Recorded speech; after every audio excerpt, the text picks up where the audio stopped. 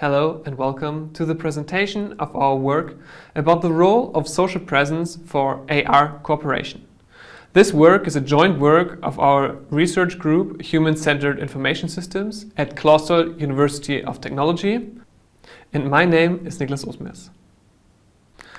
Social presence is a concept already fairly known through VR research. And according to Bjorka, it describes the feeling of being with somebody else. While in VR, the role of social presence is already quite researched, AR focuses on more than just those virtual remote spaces.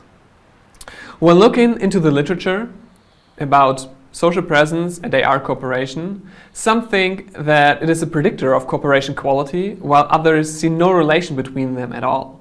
So we felt that only one thing about it is for sure. The definite role of social presence regarding AR cooperation is still unclear. In regard of the collocated and remote cooperation settings in AR, we identified two unanswered questions. One, we wanted to know what factors had an influence on social presence, and two, how social presence itself influenced cooperation quality. To answer those questions, we conducted a literature review. For the literature review, we focused on work presenting empirical results regarding social presence in cooperative AR. While we included both human-to-human and human-to-avatar cooperation, we only considered AR HMDs, or more precisely, only optical see-through devices. We started querying common databases and identified 15 papers in a two-step screening procedure.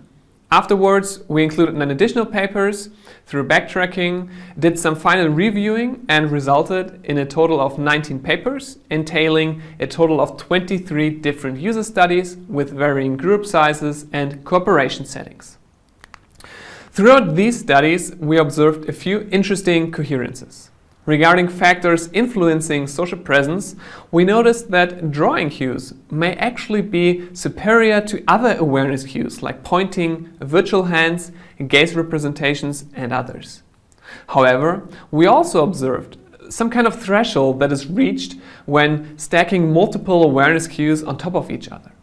Regarding avatars, we did find that in any case, realistic as well as human-like behavior was preferred by users. In terms of comparisons between miniature and life-size avatars, both seem to be helpful without any clear preference by users. For these observations, however, it is important to note that both awareness cues and avatar representations only have an effect when there's an actual need for them created by the task or the setting. Now, looking at the effects of social presence on the cooperation quality, we found two overall co-occurrences. First, it appears that higher levels of social presence most certainly increase the cooperation quality for asymmetric tasks. For example, by reducing task load and completion time or increasing usability for users.